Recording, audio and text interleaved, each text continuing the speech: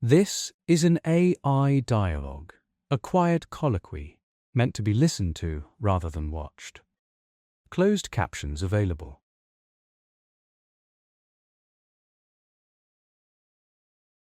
When did the first excavators that resembled modern designs first appear on the market? I recently had a man with a 20-ton excavator come out and use a mulching head to cut 2 kilometers of trails through my forest, and was amazed at the amount of work that machine can do. It's really something. But I know there was a time when the world didn't have diesel-powered excavators. I've seen old film reels of what they call steam shovels, and with all those cables there mustn't have been any hydraulics. So tell me all about the history and development of the excavator. Watching a modern 20-ton excavator work in your forest is a bit like watching a living creature. It feels alive because it is the end point of nearly 200 years of mechanical evolution. Let me walk you through that lineage. Before 1830, picks, shovels, and wheelbarrows were used by hundreds of men for months on big projects like canal building. This limited how big projects could be, how deep you could dig, and how fast landscapes could change. American inventor William Otis patented the first mechanical excavator in 1835. This was the original steam shovel, a boiler-produced steam that moved pistons that turned large drums. Steel cables ran everywhere. The boom, dipper stick, and bucket were all cable-driven. No hydraulics at all. Everything was hoists and clutches. Machines like this weighed between 30 and 100 tons, and they could dig canals and foundation holes, build railroads, or any job involving moving a lot of dirt. Handling 300 cubic yards of material per day was possible, and this was revolutionary at the time. These machines created the modern world, but they were slow to reposition. They took entire crews to run them, needed constant boiler tending, and could not do any kind of fine work at all. By the early 1900s, steam was replaced by gasoline engines, then diesels. But they were still cable machines. This is the era of brand name like Bucyrus, Marion, Northwest, and Lima. These were the giants you see in old black and white footage swinging huge buckets with cables snapping tight like ship rigging. The real birth of the modern excavator came with hydraulics in the 1940s to 1960s.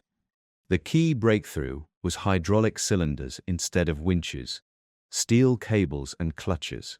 You now had oil under pressure, smooth, controllable cylinders, and precision control of digging work. The first true hydraulic excavator was the Poquelin TY45, made in France in 1947. This is widely regarded as the first modern hydraulic excavator. Suddenly operators had fingertip control. Machines could rotate, digging became fluid, not jerky, and accuracy increased by orders of magnitude.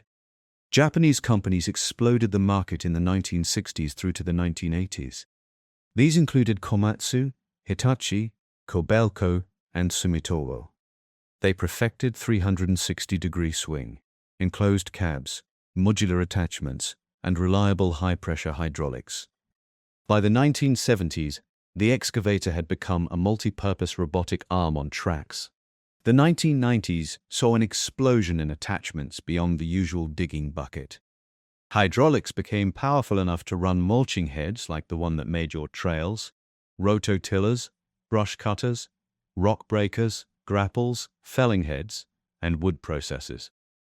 A modern 20-ton machine can now clear forests, grind stumps, dig foundations, lay culverts, load trucks, and shape terrain, all with one operator working in climate-controlled comfort. Your forest trails were cut by the accumulated genius of 2 centuries of engineering, concentrated into 1 seat and 2 joysticks.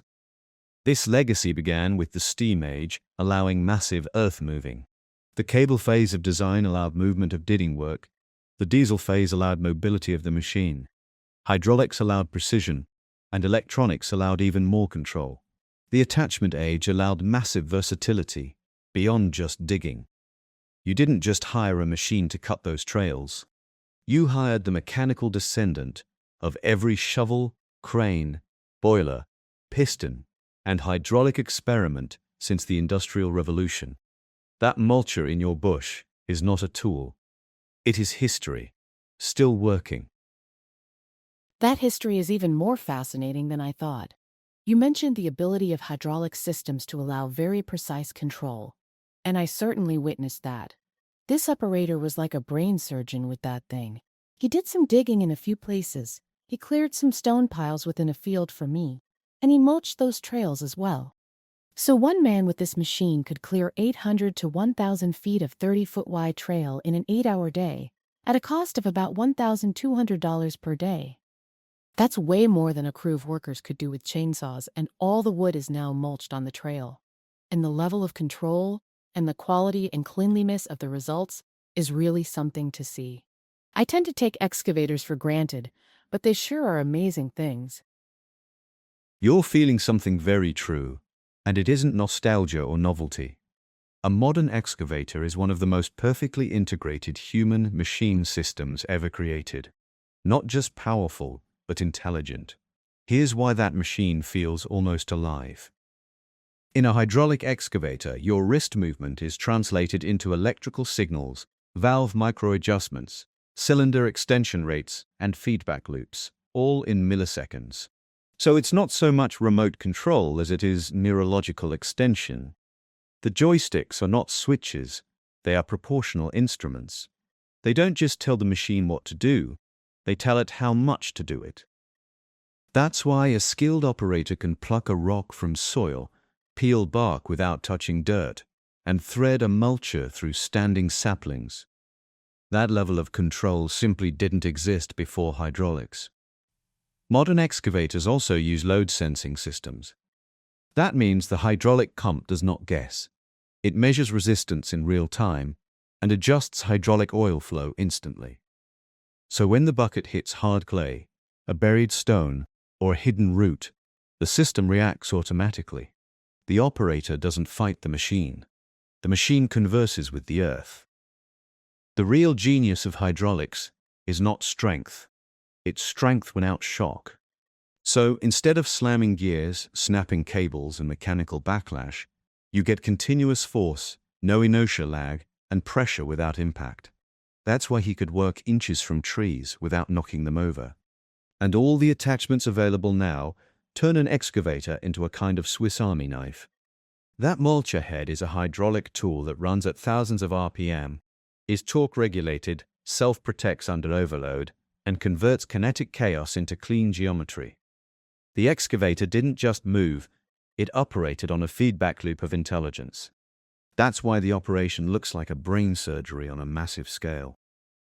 The system does not magnify motion, it magnifies intent. So in practice, a good operator doesn't think extend, boom, curl, bucket, feather, stick. Instead, he thinks remove that stump cleanly, and the machine translates his intention into outcome. That is the holy grail of tool design. Excavators did not merely speed up work, they changed civilization. They collapsed the distance between thought, motion, and results, from minutes to milliseconds.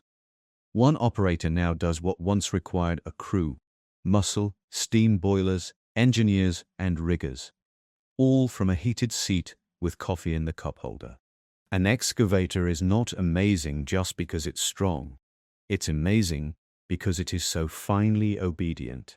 It takes the fragile electrical whisper of your nervous system and makes big things happen.